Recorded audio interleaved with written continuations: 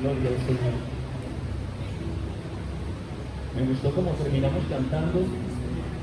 La victoria asegurada está. ¿Cuántos lo creen? Aleluya.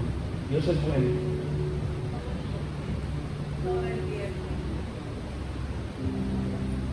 Hay personas que,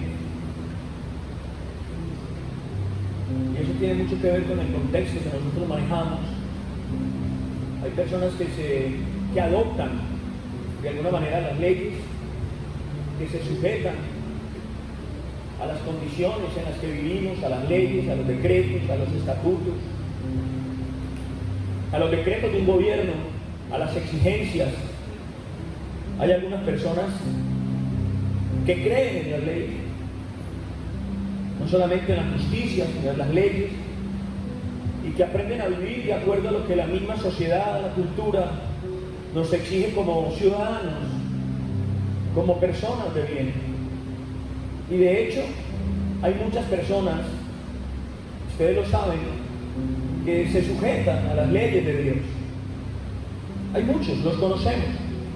Hay personas que se sujetan a las leyes de Dios y eso es una gran bendición. Eso es maravilloso, pero cuando pensamos en esas cosas también nos damos cuenta de que, y lo vivimos todos los días, de que hay muchísima gente que no se sujeta prácticamente a nada, que no le interesan las leyes, que no le interesa la disciplina, que de alguna manera simplemente viven como resultado del mundo que los rodea, se dejan llevar por las olas de la cultura, de la moda, de lo que la sociedad, el mundo ofrece. Y no hay ley que discipline comportamiento, ni que moldee carácter. Y de alguna manera muchas personas viven de acuerdo a sus propias reglas o a la cosmovisión que tienen del mundo contemporáneo. Esto es importante entender. Estoy diciendo la cosmovisión que tienen del mundo contemporáneo. Y cuando hablamos de cosmovisión, cosmovisión es la imagen, concepto o representación mental que una cultura, una sociedad o una persona se forman de la realidad de un entorno, de la realidad de un momento histórico, de la realidad de una nación. Es decir, es ese concepto que se forma en nuestra mente de determinado entorno. Y nosotros venimos estudiando y aprendiendo a fondo desde hace varios meses ya todo ese recorrido que Pablo hizo con Timoteo. ¿Cuántos se acuerdan de todo lo que hemos venido estudiando? Ya llevamos varios meses estudiando, profundizando en una palabra que tiene que direccionar nuestras vidas y darnos camino para seguir adelante. Y es todas esas enseñanzas que Pablo le dejó a Timoteo durante todo su ministerio. Pero no solamente eso, también nosotros a través de esas enseñanzas hemos visto las dificultades, las persecuciones, los sufrimientos, las cárceles que sufrió el apóstol Pablo. Hemos estado estudiando ese recorrido, por no decirlo de alguna manera maravilloso y sufrido, que el apóstol Pablo tuvo durante su vida y durante su ministerio, y cómo en medio de las más difíciles circunstancias Pablo se mantuvo firme. Y aquí es donde quiero llegar yo el día de hoy. Cómo en medio de las más grandes dificultades, porque eso es lo que nosotros de alguna forma vivimos. Muchas veces nos vemos bien, pero ojos se ven, pero corazones no, decía mi abuela. Y a veces algunos dicen es que la procesión va por dentro. Entonces vivimos dificultades. Pero a través de todo ese estudio que hemos hecho de la vida y el recorrido del apóstol Pablo con Timoteo, también vemos los sufrimientos y el recorrido que el apóstol Pablo sufrió. Cómo Pablo resistió ese cambio de gobierno del que hablábamos hace 8 días. ¿Cuántos se acuerdan? Cómo Pablo resistió en medio de ese cambio de gobierno, resistió las acusaciones, resistió las difamaciones, resistió los señalamientos. Y ojo, resistió las condenas sin tambalear. Esto es importante entenderlo. ¿Cómo lo resistió? Sin tambalear. Y esto, familia, de alguna manera nos tiene que confrontar a nosotros, porque a veces nosotros armamos un escándalo impresionante porque nos golpeamos una uña. Pero el apóstol Pablo sufrió menesteres fuertes y complicados, iglesia. Y él no solamente estuvo aconsejando a sus discípulos y aconsejando a las iglesias, sino que demostró con su propio testimonio de vida que Cristo gobernaba en medio de sus dificultades, que Cristo gobernaba en medio de las circunstancias más complicadas, que Cristo gobernaba en medio de una problemática llena de tragedias. Por lo tanto, cuando llegamos a este punto, entendemos que Pablo llevó a los suyos no solamente a entender, sino a vivir lo que Dios le estaba entregando a él. Cómo él compartía esa sabiduría, cómo él compartía esa fuerza, cómo él compartía ese poder que Cristo le estaba entregando a través de una palabra revelada, y se lo entregaba a las iglesias, y se lo entregaba a los discípulos en medio de su problemática. Por eso, a estas alturas de todo lo que hemos estudiado nosotros, de una semana para acá, tal vez de unos meses para acá, nos tendríamos que hacer una pregunta. Y es vital que nos hagamos una pregunta. ¿Cuál fue la clave? ¿Cuál fue la clave para que Pablo resistiera todo lo que tuvo que resistir en medio de su función apostólica? Escuche bien esto. Se lo voy a repetir. ¿Cuál fue la clave para que el apóstol Pablo resistiera, aguantara, parado como un jabato, en medio de su función apostólica? Y cuando hablo en medio de su función apostólica, es porque usted viene y me dice: no, pastor, es que yo no aguanto más. Porque usted me está diciendo que vaya a la iglesia tal día, pero es que mi mujer, pero es que mis hijos, pero es que el trabajo, pero es que yo no aguanto, pero es que el banco. Y todo para nosotros es una disculpa.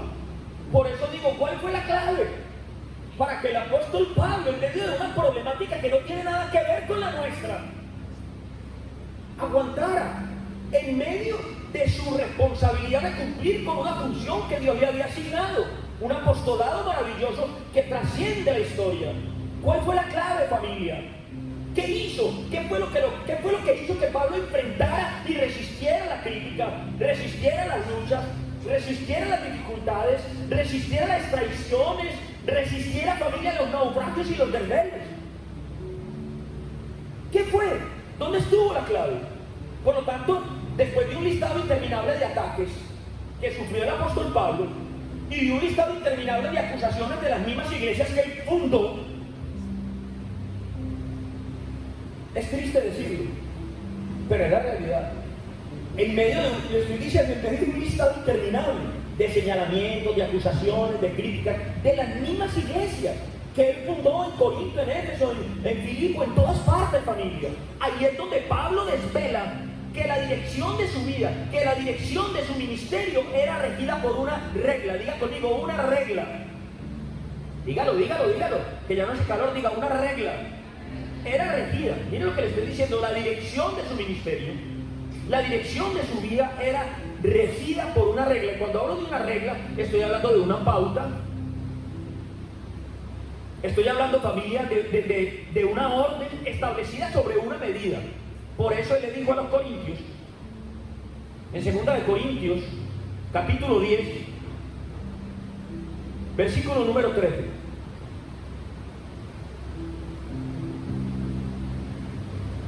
Pero nosotros no nos gloriaremos desmedidamente, sino conforme a la ¿qué?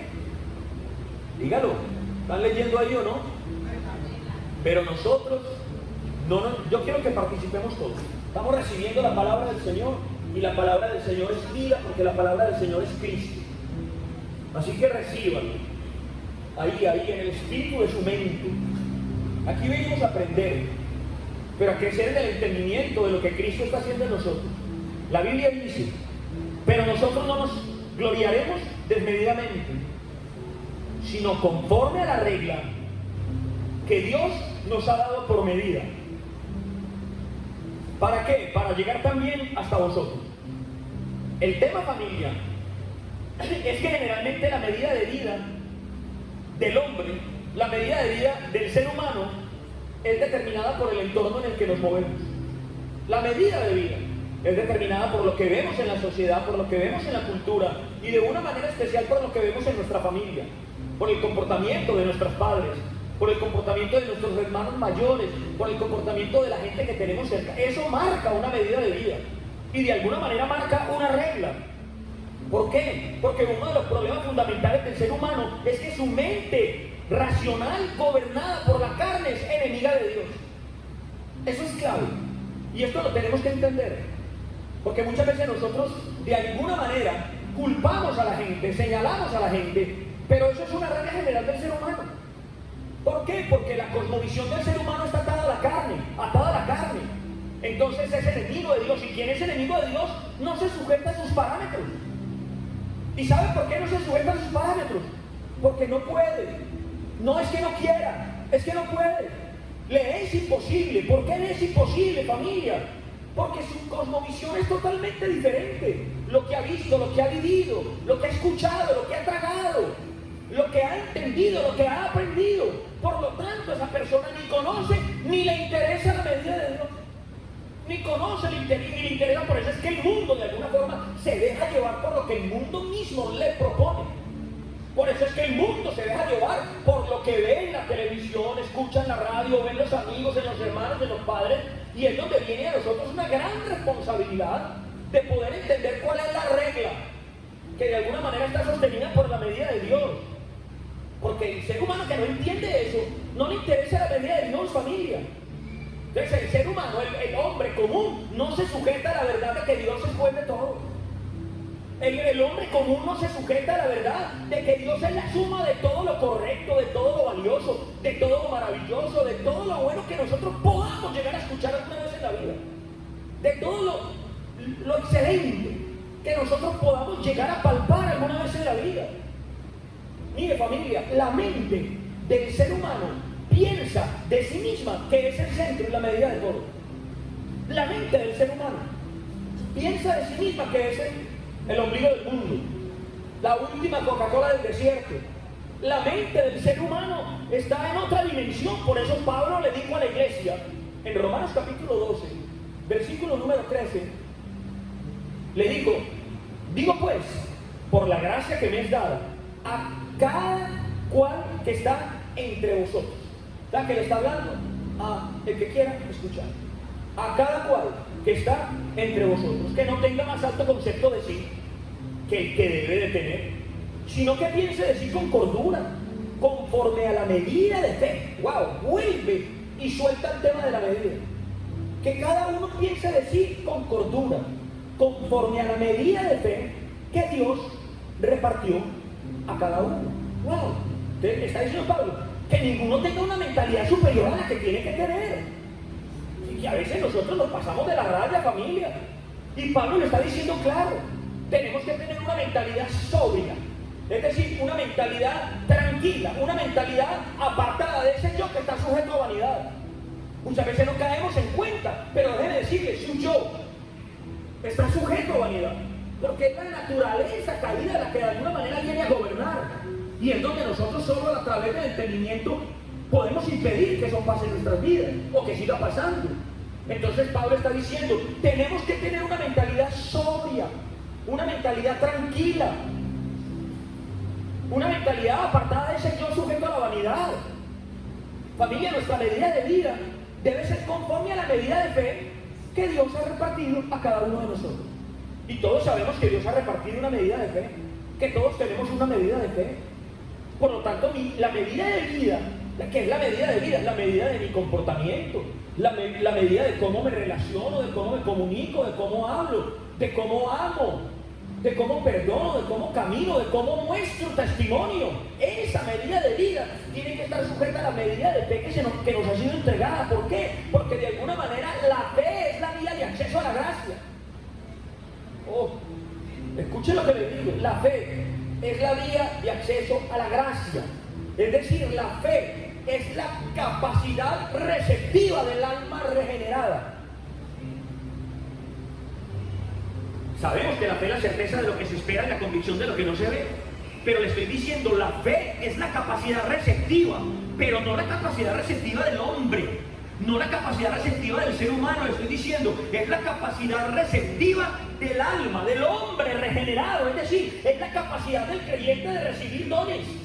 Es la fe, es la capacidad del creyente de recibir esa gracia que Dios nos imparte. ¿Para qué? Para fundamentar el desarrollo de una vida gubernamental en el reino a cada uno de nosotros.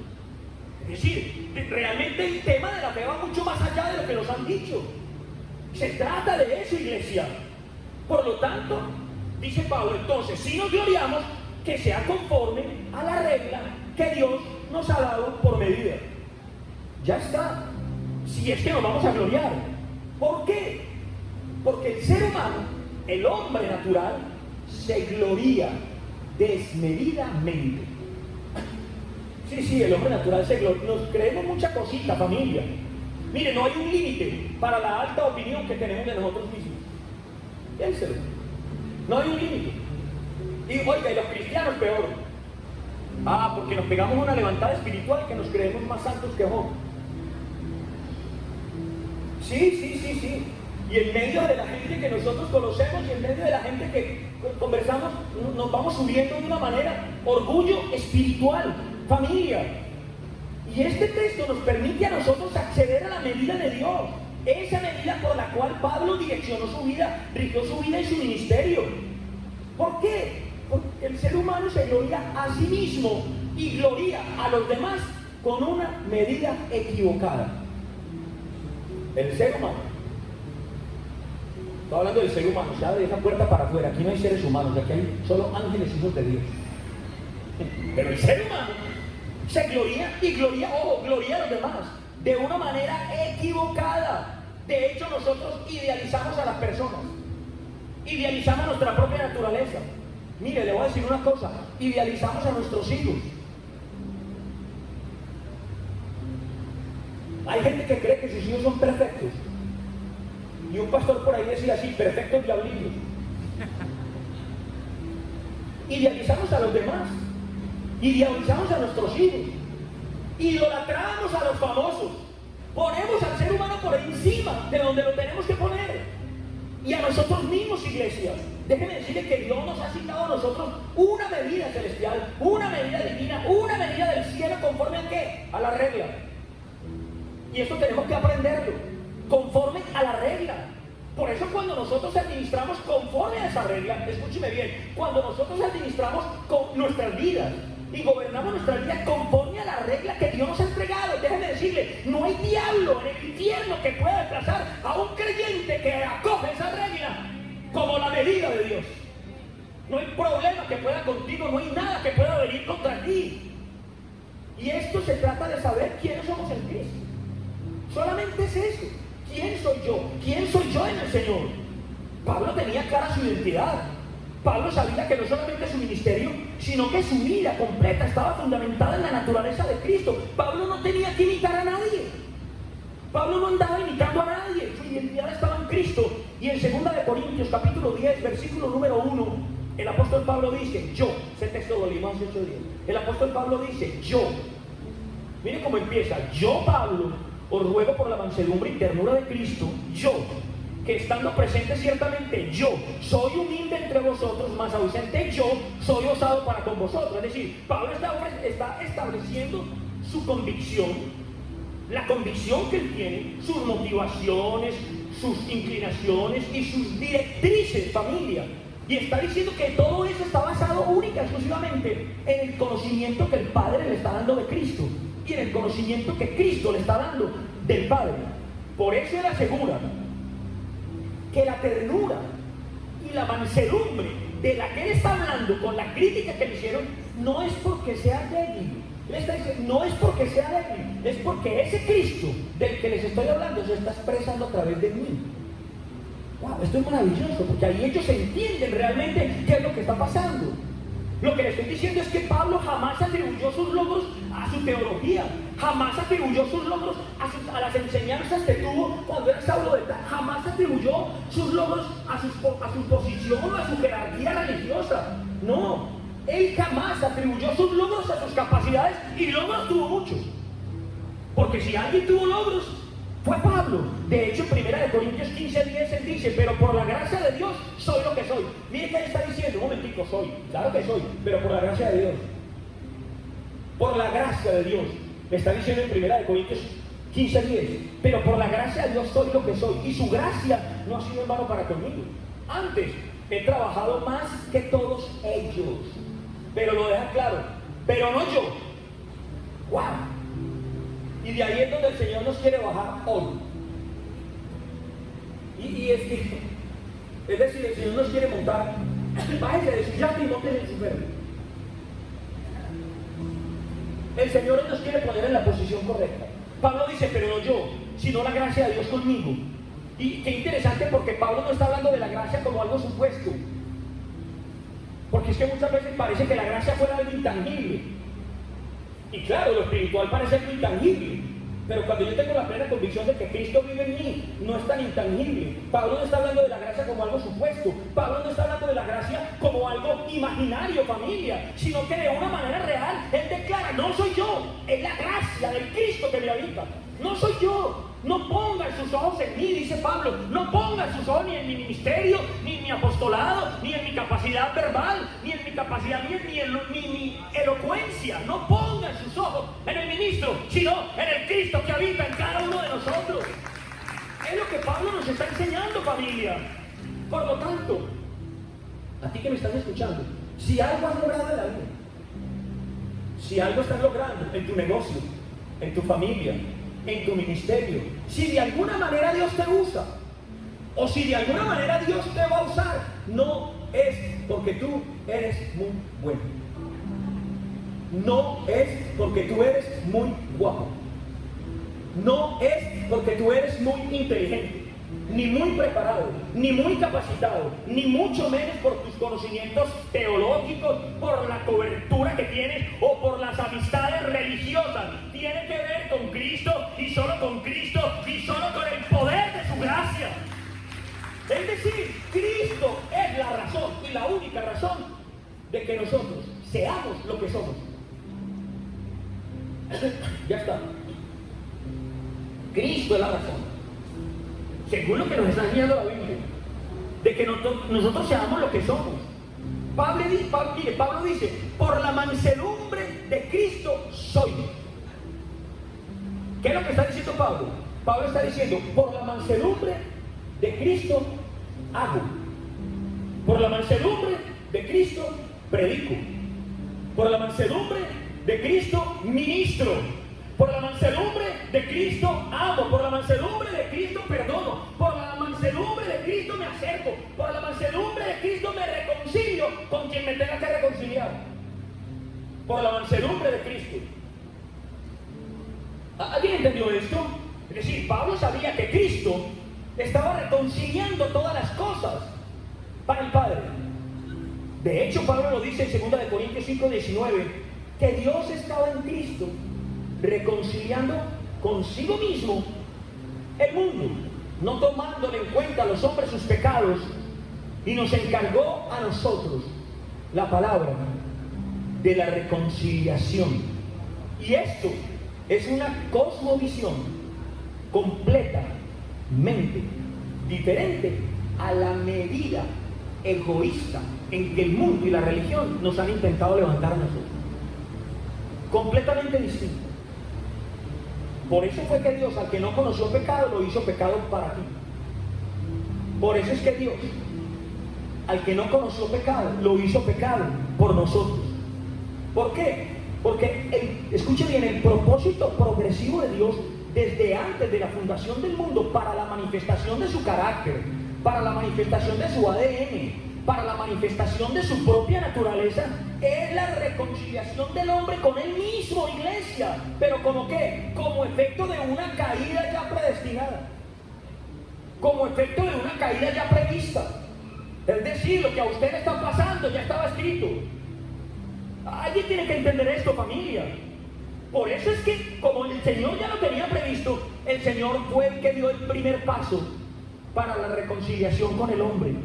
El Señor fue el que dio el primer paso para restaurar la paz con el hombre. Por lo tanto, ahora el cambio no tiene que ser de Dios, el cambio tiene que ser suyo. El cambio no tiene que ser de Dios, el cambio tiene que ser nuestro. No, pero usted siempre dice, es que Dios, es que yo me congrego, es que yo oro, es que mi mujer, es que mi esposo, es que el pastor, es que, déjenos, es que es a un lado. Ya Dios se ha reconciliado con usted. El que tiene que cambiar es usted. Los que tenemos que cambiar somos nosotros. Dios ya se reconcilió. El hombre es el que ahora tiene que dejar su enemistad con Dios. El hombre es el que ahora tiene que tomar decisiones que van más allá de lo que la cosmovisión de alguna manera le ha metido en su mente natural. ¿Por qué? Porque nosotros hemos caminado toda la vida bajo los parámetros de la derrota. Toda la vida, iglesia. Nosotros hemos caminado con una mentalidad caída, con una mentalidad conflictiva. El ser humano ha caminado con una mentalidad derrotada. Familia, nosotros tenemos que dejar a un lado la mentalidad de esclavo, la mentalidad de la esclavitud, la mentalidad del miedo y del temor. Es más, tenemos que dejar a un lado esa mentalidad frágil, vulnerable, débil. No, el ser cristiano no significa ser pobre, humilde, débil, enterrado y acabado. No, el ser cristiano significa ser un rey, escúcheme, un gobernador sobre toda circunstancia, sobre toda problemática, porque Dios ha hecho eso de ti en la cruz del Calvario. Por eso tenemos que dejar esa mentalidad derrotista, iglesia. O porque Pablo dice, fortaleceos en el Señor y en el poder de su fuerza. Fortaleceos en el Señor. No en ti, en el Señor y en el poder de su fuerza. En el Señor, diga conmigo, en el Señor y en el poder. Otra vez, diga conmigo, en el Señor y en el poder de su fuerza. No en el poder del mundo ni de las huestes espirituales de maldad. Porque es que hay muchos religiosos que se fortalecen en el poder de las huestes espirituales de maldad. De hecho, hay gente que ve diablos por todas partes. Claro, usted los conoce. Es más, usted estaba ahí en esa lista, en un pasado. Hay gente que ve diablos por todas partes, familia. Cada sombra es un demonio, cada problema es una maldición generacional. Cada problema que le presentan, maldiciones generacionales. Todo lo que les dicen, iglesia, cada dificultad es el espíritu de las tinieblas. Y eso se convierte en una obsesión. Cuando nosotros caminamos con una mentalidad de miedo y de temor, entonces no vamos a poder ver a Cristo en el escenario que tenemos que ver. Cuando nosotros caminamos con una mentalidad derrotista, con una mentalidad de esclavitud, con una mentalidad de terror, con una mentalidad de diablos a toda hora, ¿cómo vamos a ver a Cristo en ese escenario donde lo queremos ver? Donde lo queremos que gobierne, que nos muestre su victoria. Por eso tenemos que cambiar la mentalidad. Pero cuando yo camino en la obra reconciliadora de Dios, entonces Dios me envía. Entonces Dios me envía a mí a qué? A manifestar lo que en el cronos no se ha manifestado, pero en el reino ya es una realidad. ¿Aló? El que entendió eso, dígame. Ahora dígame el que no lo entendió. Lo que en el cronos, ¿qué es el cronos? Es el tiempo que Dios ha hecho para que nosotros funcionemos. Tic-tac, tic-tac, tic-tac. Lo que en el cronos no se ha manifestado ya es una realidad en el reino, desde siempre. Y a eso es que el Señor nos envía. ¿Aló, familia? ¿Por qué? Porque en cuanto a Dios se refiere, Él ya terminó con usted. En cuanto a Dios se refiere, Él ya terminó con nosotros. ¿Alguien está entendiendo esto, familia? Es decir, Dios ya manifestó su amor. Hay algunos que dicen, oh Padre, Señor, dame más amor. Eso es una blasfemia. El Señor entregó a Cristo y no hay más amor. ¿Alguien está entendiendo? El Señor ya manifestó su amor. El Señor ya manifestó su perdón. El Señor ya manifestó su mansedumbre. El Señor ya manifestó su ternura. El Señor ya manifestó su misericordia. ¿A través de quién? De su Hijo Jesucristo en la cruz del Calvario. El Señor nos lo dio absolutamente todo familia, los ángeles lo saben, los espíritus buenos lo saben y los malos también, y la creación lo sabe. Qué tremendo, ¿no? Lo único que no lo sabe es usted. ¿Cómo puede ser posible? Ya lo sabemos, diga, ya lo sé. La creación también lo sabe, por eso es que la creación, ¿qué está esperando? La manifestación gloriosa ¿de quién? De los hijos. Exactamente por eso. Es que porque la creación lo sabe. Los espíritus lo saben, los ángeles lo saben. ¿Por qué la creación no está esperando? Porque la creación todavía está sujeta a vanidad. Mientras que se manifiesta la esencia del reino, y la esencia del reino es la iglesia. La esencia del reino son sus hijos. La esencia del reino somos nosotros. La esencia del reino. ¿Alguien lo está entendiendo, familia? Mire, por eso es que cuando se levanta una iglesia en este conocimiento, ¿cuál conocimiento? Diga la verdad presente. ¿Cuál conocimiento? Diga la gracia. ¿Cuál conocimiento? Diga el nuevo pacto. ¿Cuál conocimiento? Diga la mente de Cristo. Cuando se levanta una iglesia en este conocimiento, ¿sabe también quién se levanta? El infierno. Claro. ¿Quién se levanta? El mismo infierno. ¿Por qué? Porque aquí no estamos entrenando evangélicos para entregárselos a una religión. Aquí estamos entrenando hijos de Dios para ser los gobernantes del reino de los cielos. Y eso es muy diferente. Eso al infierno no le gusta, iglesia. Aquí estamos entrenando hijos maduros según la medida de fe. ¿Aló? Por eso es que mire, la cosmovisión de los corintios estaba determinada ¿por qué? Por sus vínculos con el mundo y las religiones existentes. La cosmovisión de los corintios, cuando Pablo suelta esta palabra, estaba sujeta a la historia, a lo que ellos habían vivido, pero la cosmovisión de Pablo era distinta. La cosmovisión de Pablo ya fluía de la realidad de Cristo en él, y de la asignación de Cristo, y de la asignación que Cristo le entregó, que ahí fluía.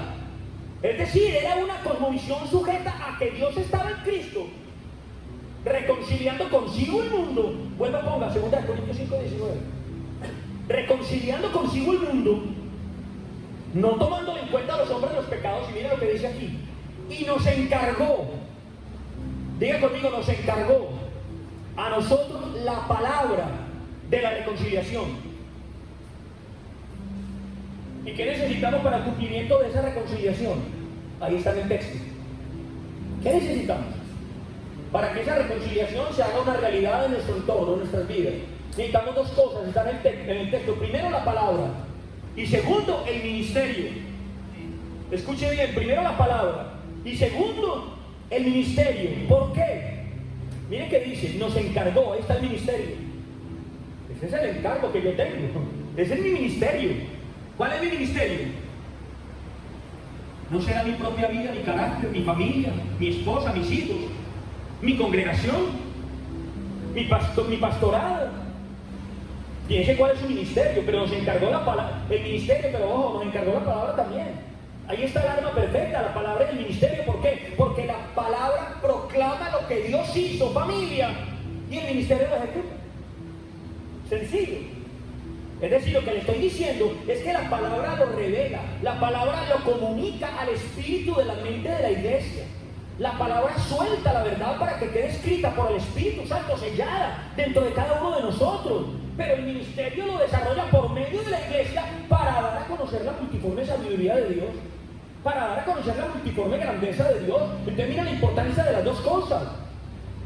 No es el ministerio sin la palabra, pero la palabra no va a hacer el efecto que tiene que hacer si nosotros no entendemos que tenemos un ministerio.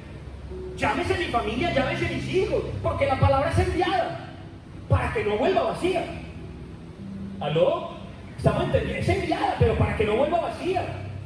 Mire, por eso es que cuando nosotros estamos cantando aquí, cuando salimos aquí a cantar, nosotros estamos yendo mucho más allá de emocionarnos con una alabanza, con una adoración. No, estamos proclamando una verdad, familia. Estamos proclamando una verdad eterna que penetra en el espíritu de la gente. Miren la importancia de la alabanza. Por eso es que nosotros no cantamos ciertas canciones que usted dice, ¿por qué no la cantan? Porque nosotros proclamamos a través de la alabanza verdades bíblicas, verdades de Cristo que penetren en usted para cambiar la vida de las personas. Entonces la alabanza no se trata solo de emocionarnos, familia. Por eso es que la adoración y la alabanza no son un asunto de las emociones. Wow, esto es tremendo porque tradicionalmente la adoración y la alabanza es un asunto de las emociones. No es un asunto de las emociones, es un asunto del entendimiento. Por lo tanto, cuando vaya a comenzar la adoración y la alabanza, aquí por nuestro grupo maravilloso de alabanza, que tenemos un grupo espectacular de chicos y chicas, bueno, más un matriarcado ahí, pero son fabulosos, pero está bien que usted se emocione, claro que sí, pero usted se emociona como resultado de lo que entiende. Ponga cuidado a la letra, confiese. Esto es importante entenderlo. Familia, la alabanza a nosotros nos está mostrando cosas maravillosas. La alabanza nos está mostrando a nosotros. Mire, esta mañana cantábamos cuán grande es Él. ¿Sí o no? Cuán grande es Él. ¿Y hemos pensado cuán grande es Él? ¿Cuán grande es Él? ¿Qué significado tiene Él en la cosmovisión que gobierna mi vida? ¿Cuán grande es el Señor? A veces la cantamos porque no la sabemos, porque nos emocionamos, pero esto va mucho más allá. La palabra de Dios dice, la canción dice que es un propósito, nos sustenta. La segunda canción, imagínese usted está declarando que su propósito lo sustenta y usted está tan emocionado que no sabe lo que está diciendo. ¿Aló? Ay, tan bonita la canción, su propósito me sustenta. No, llevemos nuestra mente espiritual más allá del entendimiento. Y no solamente está hablando de sustento, está hablando de propósito. Por lo tanto, lo que me sustenta a mí no es lo que el mundo me ofrece, sino el hecho de que Dios me escogió para manifestar su grandeza. Eso quiere decir que su propósito me sustenta. Está diciendo que nuestra mente es renovada, que la gloria nos inunda, dice la canción, familia. Es más, terminó diciendo que la victoria está asegurada. Y el gran problema del creyente es que canta y dice, su victoria está asegurada, apenas termina de cantar. Ay, Señor, ¿qué voy a hacer yo con tal problema? Ay, Señor, ¿qué voy a hacer mañana con esta dificultad? Pero acaba de confesar que la victoria está asegurada. ¿Cuál victoria? ¿Cuál asegurada? Si usted no lo ha entendido, lo cantó, se emocionó, brincó, sudó, todo lo que quiera. Pero tenemos que entenderlo. Tenemos que confesarlo con una mente entendida en el Espíritu. Una realidad que el Señor nos está regalando por medio de la alabanza, familia. Esto es importante, iglesia. Por eso le estoy diciendo que se trata de nosotros poder entender. Una alabanza entendida, no, escúchenme, una alabanza entendida no fluye de la medida de la religión que está fundamentada en las tradiciones. No. Lo voy a repetir, una alabanza entendida no fluye de la medida de la religión que está fundamentada en ¿qué? En las jerarquías institucionales, en las tradiciones, sino que fluye de la regla que Dios nos ha dado por medida y se mueve desde una fe entendida. Por eso decíamos hace años, lo estamos diciendo, que la fe que ignora es esclava. Aún nuestra alabanza tiene que fluir desde una fe entendida. Por eso es que cuando nosotros entregamos la adoración y entregamos la alabanza con una mente entendida como cuerpo, eso se mueve de una manera tan tremenda que le está diciendo a los principados y a las potestades: si ustedes no pudieron con Cristo en la cruz del Calvario, tampoco pueden conmigo, porque esa victoria fue para mí, porque Él me la regaló en la cruz y porque ha hecho de mí su hijo. Eso es lo que usted está confesando cuando usted lo entiende. Pero cuando no lo entiende, usted no está confesando nada. Se queda en el aire, vuelve vacía. Pero cuando yo lo entiendo, yo trasciendo a otro nivel. Cuando usted lo entiende, familia, usted le está diciendo a las tinieblas: me tenías en el lodo cenagoso del pecado. Yo lo sé. ¿Cuántos lo saben? Diga, me tenía en el lodo cenagoso del pecado. Enterrado, derrotado, preocupado, deprimido, confundido. Pero el Señor me resucitó en Cristo, me levantó en victoria y me tiene como un gobernante de su reino. ¿Por qué? Porque la obra de la reconciliación desde el Espíritu de Dios, ya se completó. En Cristo Jesús. Ya se completó, iglesia. Por eso es que nosotros hablamos de una cosmovisión diferente a lo que la religión nos ha venido enseñando. Llámese cualquier religión. Nos ha venido enseñando. Vamos, pastor, ¿usted de qué está hablando? Estoy hablando de que Pablo no llegó a Éfeso reprendiendo demonios. Eso no está en la Biblia. Nunca. La Biblia no habla de eso. Eso son supersticiones religiosas. Y nos lo han metido de tal manera que no lo hemos creído. Iglesia. Y el tema es que como nosotros desconocemos la obra de Cristo en la cruz del Calvario, como nosotros reconocemos el poder de la reconciliación de Dios, como nosotros reconocemos el poder de la gracia y el poder del nuevo pacto, entonces acudimos ¿a qué? A las artimañas del diablo, que usa la religión, que usa la política, que usa la cultura, que usa la filosofía, las cosas de hombres, iglesia. Mire, Pablo llegó al lugar más pagano del mundo, el templo de la diosa Diana. Y en ese templo no había sino prostitución, licor, orgías y pecado. Y Pablo no llegó reprendiendo demonios. Yo me imagino si hubiéramos llegado uno de nosotros. ¡Fuera, diablo mentiroso! ¿Aló? ¿Cuántos saben de qué estoy hablando? Pablo no llegó reprendiendo demonios en ningún momento, familia. Él comenzó predicando de Dios Padre y de su Hijo Jesucristo. Así de sencillo. Escúcheme, él no empezó hablando del diablo, él empezó hablando de la vida eterna, de la vida en Cristo, de lo que Dios había hecho en Cristo, de la salvación, de las maravillas del reino. Pablo empezó hablando de eso, iglesia, y les dijo: el problema es que vosotros siempre estáis hablando del diablo. Así se los dijo. De hecho, en Efesios capítulo 10, Efesios capítulo 6, versículo 10 y 11, versículo 10 y 11, me gusta mucho cómo empieza. Diga conmigo, primero. ¿Qué es lo primero que Pablo dice? Mire, esto me llama la atención, porque en estos días estaba en casa, estaba estudiando y de pronto me cansé y ¡pim! Le pegué al YouTube. ¿Cuántos le han pegado alguna vez al YouTube? Todo el mundo, ¿no? Y aparecen un montón de cuadritos, como que le dicen a uno lo que uno generalmente ve para ofrecerle algo. Entonces yo le pegué al YouTube, ¡pam! Cuando vi un cuadrito con un señor ahí que no conozco y decía: todo pastor debe escuchar esta palabra profética. Eso es un título muy llamativo. Todo pastor debe escuchar esta. Uy, yo dije: wow, ¿de qué estará hablando este hombre? Todo pastor debe escuchar esta palabra profética. Y dije: pues le voy a pegar. Y ¡pim! Le pegué al play. Cuando yo le pego el play, el hombre dice: el tema es que Satanás, el demonio de mis hijos. Madre mía, ahí mismo lo quité. No supe quién era ni interés. Y es lo que Pablo nos está enseñando. Pero eso fue lo que la religión nos enseñó. Y Pablo nos está diciendo la cosa al contrario. Miren lo que pasa en Efesios capítulo 6, versículo 10. Hermanos míos, ¿de quién empieza hablando Pablo? ¿Fortaleceos en quién? En el Señor. ¿Y en el qué? Dígalo fuerte. Declare palabra: y en el poder de su fuerza. Y luego estamos en el punto número 1. Punto número 1. Hermanos míos, fortaleceos en quién? En el Señor y en el poder de su fuerza. Versículo número 11. Vestidos con toda la armadura de quién? De Dios. Listo, ya ahí se acabó el punto número 1. Y en el punto número 2 dice: contra las acechanzas de quién? Del diablo. Ya lo dejó claro.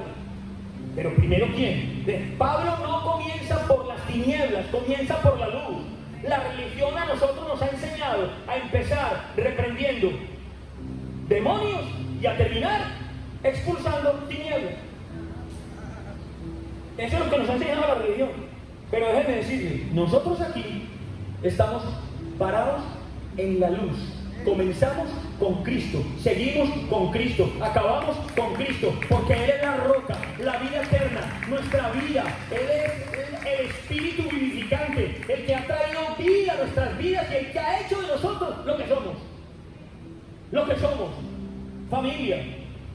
Nosotros mencionamos las tinieblas, claro que las mencionamos, pero con el pleno conocimiento de que ya han sido vencidas, con el pleno conocimiento de que ya han sido derrotadas. Mire, familia, de una manera práctica a nosotros nos han enseñado que todo malo que nos pasa es culpa del diablo. ¿Aló? Pero déjeme decirle, eso no es así. Nosotros tenemos una alta responsabilidad en nuestra culpabilidad por nuestra ineficacia espiritual. Como personas, como creyentes, entendidos. Escuche bien, tenemos una gran culpabilidad por nuestra ineficacia espiritual. Es más, le voy a decir una cosa. El diablo no malgasta su munición en cristianos nominales. Lo voy a repetir. El diablo no malgasta su munición en cristianos de ocasión. Ellos se matan solos.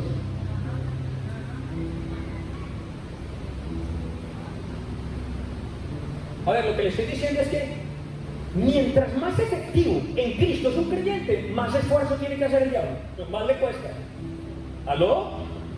Ahí es donde está el poder del Cristo que está en mí, la fuerza de mi fe, de que yo no decaigo, me pase lo que me pase. Ahí el diablo tiene un problema.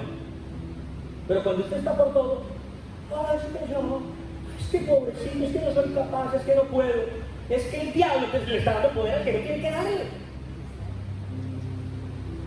Cuando un cristiano es poderoso en la palabra, persevera en la palabra, persevera en la oración, persevera en la escritura, el enemigo tiene un problema. Eso quiere decir que no es la fuerza del cristiano, sino del Cristo que le habita. Lo que le estoy diciendo es que en nuestras propias fuerzas no tenemos cómo ganarle a los poderes espirituales. No hay manera. Por eso es que hay gente derrotada, con matrimonios acabados. Aún cristianos, escúcheme, por favor, iglesia, estoy vital lo que le estoy diciendo, donde usted tiene que tomar fuerza en el poder de Cristo. Por eso es que hay matrimonios acabados, niños entregados a la droga, a la homosexualidad y a una cantidad de cosas que no son de Dios. La culpa termina siendo nuestra. ¿Por qué? Porque tenemos una gran responsabilidad, culpabilidad en nuestra ineficacia espiritual. Fortaleceos en el Señor, lo dice el Señor. Fortaleceos en el Señor y en el poder de su fuerza. Por eso, familia, cuando nosotros somos conscientes del poder, de la fuerza del Cristo que está en nosotros, ahí vea, ahí vamos a poder, escuche bien esto, reírnos de la debilidad del diablo frente a un cristiano poderoso. Reírnos de la debilidad de las fuerzas espirituales, de la ineficacia del enemigo. Mire, el padre, familia, no envió a su hijo para reconciliarse con aquellos que optan por creerse en los más fuertes, sino con los que reconocen en el espíritu de su mente que necesitan de él. ¿Aló? ¿Alguien entendió esto? Esto es importante entender. Lo que le estoy diciendo es, cuanto más primario es el material, más grande la honra del trabajador. Se lo voy a decir de otra manera para que me lo entienda. Cuanto más pequeño es un ejército, mayor es la gloria de su victoria.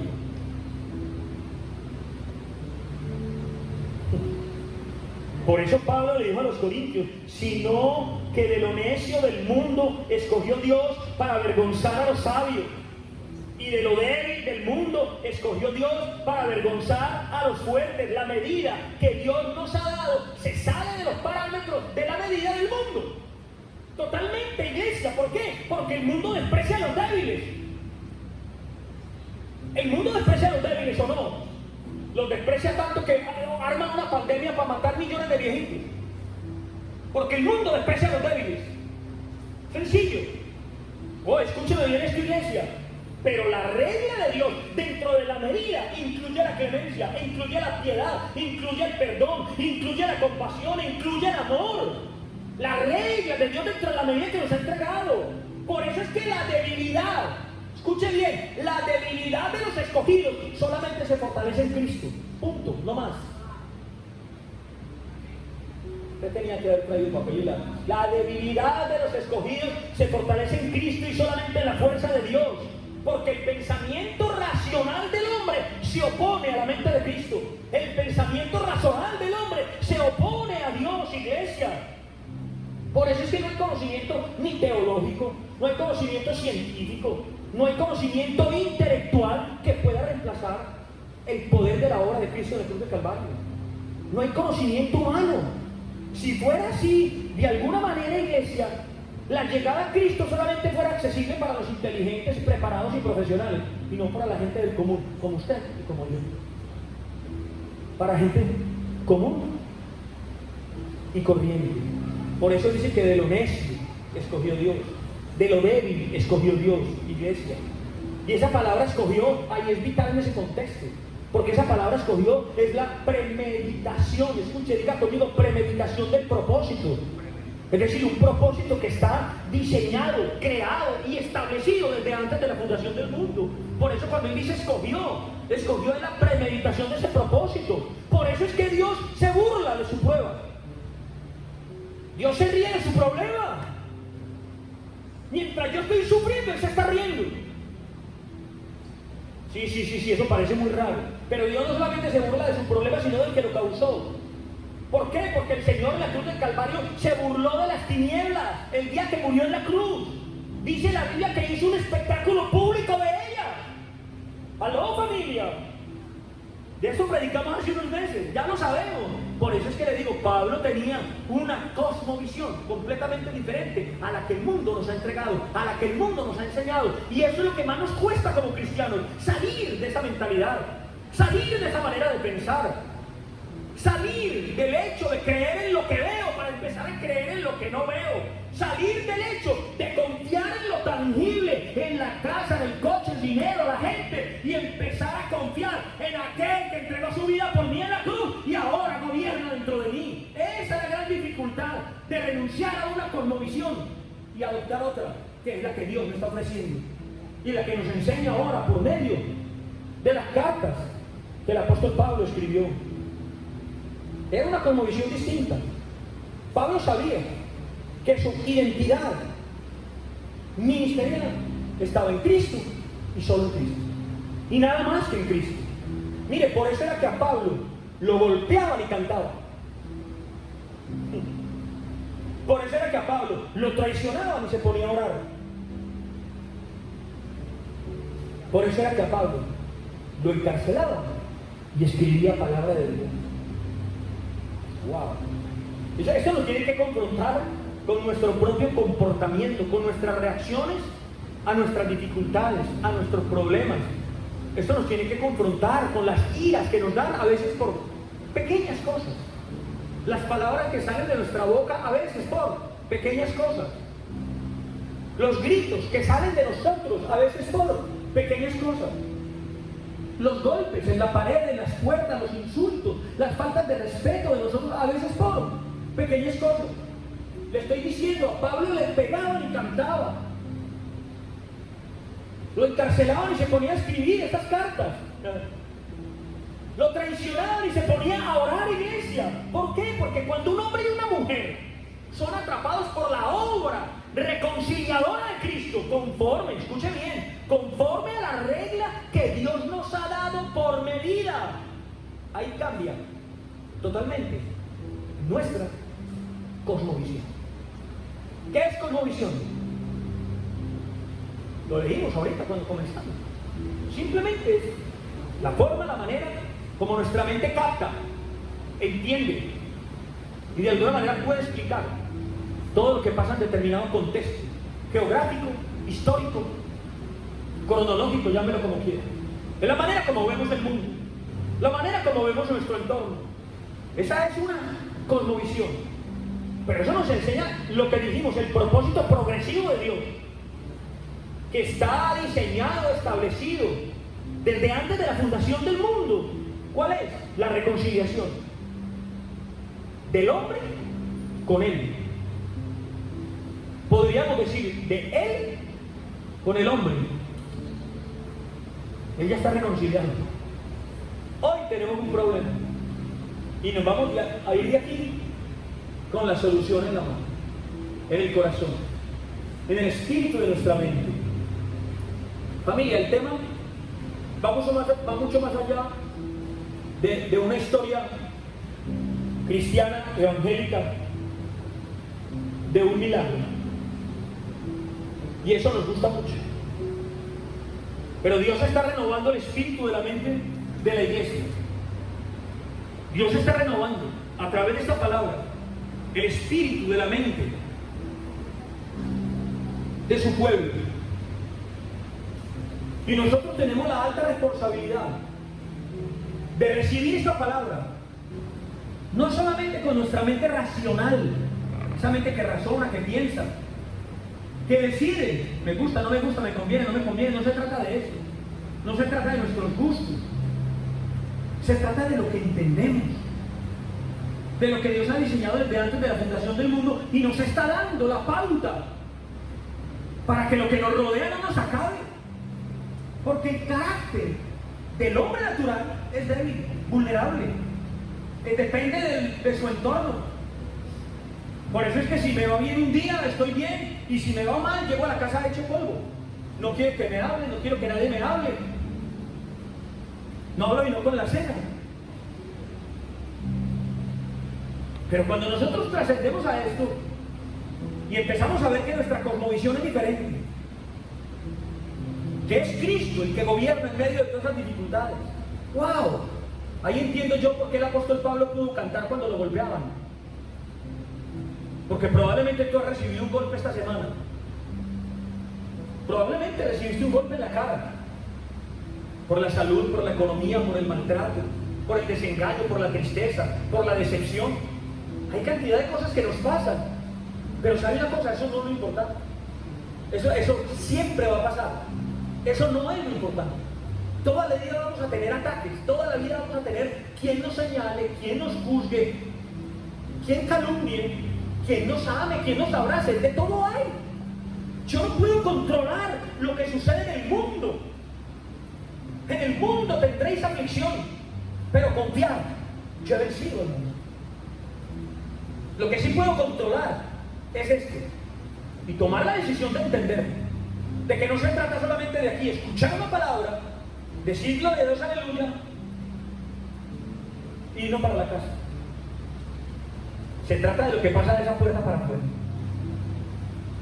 Y tenemos que empezar por nosotros mismos, por nuestro modo de reaccionar, por nuestro modo de ser, para empezar a hacer testimonio, basados en un entendimiento profundo,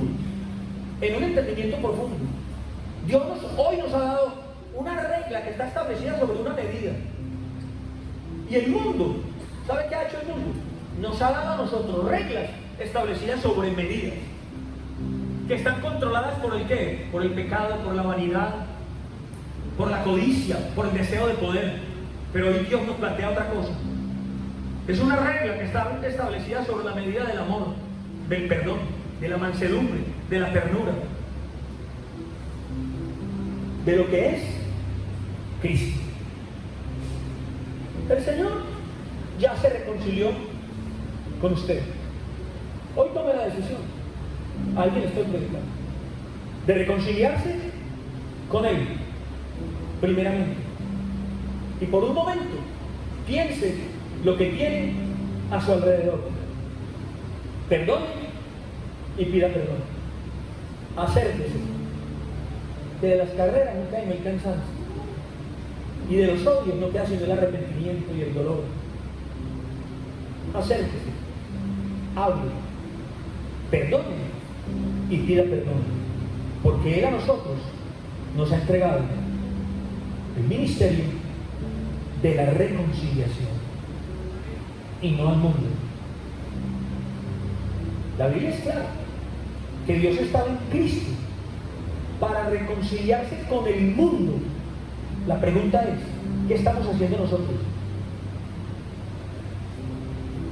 Él estaba en Cristo para reconciliarse con el que señala, con el que miente, con el que estafa, con el que engaña, con el que no perdona, con el que critica. Usted no necesita reconciliarse con quien lo abraza, con quien lo oye, ya está reconciliado. Usted necesita reconciliarse con quien lo gritó, con quien lo trató mal, con quien lo humilló y lo señaló. Ya está. Son cosas sencillas. Hoy salió mi niño aquí a orar. Ustedes lo escucharon. Estaba acostando porque le impone. Él allá ahora con los niños, pero aquí le impone.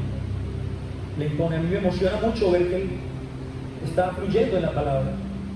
Y cuando vamos en el coche ora, maravilloso. Pero ayer hubo por ahí una fiesta en una piscina con un hinchable de esos grandes, lisadores para los niños, deslizantes para los niños. Y el niño me dijo, papá, llévame. Y fuimos. Y ahí pasó algo que a mí me llamó la atención. Por ese, ¿cómo se llama eso? Ese tobogán que cae al agua, se deslizaban muchos niños. Y en una de esas cosillas se deslizó con otro niño más grandecito que él. Y el niño lo insultó. Y lo insultó feo. Y cuando yo le pregunto a mi niño, ¿y tú qué hiciste? Me dice, nada, papá, no pasa nada. No pasa nada. Me quedé callado, no le dije nada. El problema es de él, no mío. Wow. Wow. ¿Cómo le enseña a un niño? Y de esas cosas tenemos que aprender. A nosotros no nos pueden pitar porque reconciliados. Reconciliados. Hoy es el día para tomar decisiones.